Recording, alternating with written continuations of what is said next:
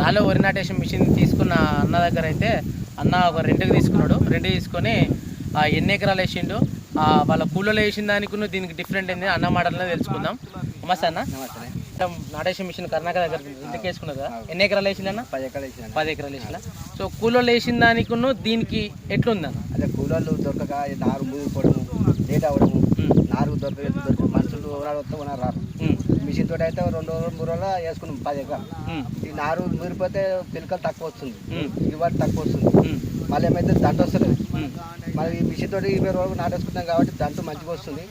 ఒరి కూడా బ్రహ్మాండంగా ఉంది. ఒరి కూడా బ్రహ్మాండంగా ఇచ్చింది. ఎవరైనా ఏ రైతులైనా ఖచ్చితంగా మిషన్ తోటి వేసుకోవాల్సింది. ఈ మిషన్ తెచ్చిన అనగానే నేను ఇక పోతామని పోపించిన. ఫస్ట్ కొంచెం నాటేసినప్పుడు కొంచెం మంచిగా అనిపించలేదు. తర్వాత బ్రహ్మాండంగా దంట వచ్చింది. ఒరి కూడా బ్రహ్మాండంగా ఉంది. ఇప్పుడు కొత్తగా ఈ నాటేషన్ మిషన్తో వేసింది, ఎట్లా అనిపిస్తుంది దానికి దీనికి డిఫరెంట్? పులోలో కానీ వేసిన దానికన్నా ఇదే బాగుందన్న. ఇదే బాగుంది. దంట ఎట్లా వచ్చింది? దంట బాగానే ఉంది, గొలుసు కూడా బాగానే ఉంది. ఇది ఎన్ని కర్రలు పెట్టింది? ఇది 5 కర్రలు పెట్టాము. 5 కర్రలు. ఇప్పుడు ఒక గంటలో ఎన్ని ఉంటాయి అంత మీ అనుభవాలు? 40-45 పిలకలు వచ్చింది. 40-45 పిలకలు వచ్చింది. మీరు ఇది వేయించుకున్నారు కదా, దండ రావడం వల్ల మీ హ్యాపీయా? హ్యాపీ. మంచిగా టైంకు నాటేసుకున్నాం అన్న. టైంకి నాటేసుకున్నాం. టైంకు ఇబ్బంది లేకుండా అయింది. ఈ లేబర్ ప్రాబ్లం తోటి బాగా ఇబ్బంది ఉండే. ఖచ్చితంగా ప్రతి ఒక్క రైతు కూడా మిషన్తో వేసుకోవాల్సిందే. వేరే ముచ్చట్లే, వేరే అనుమానం ముచ్చట్లే అనుకో.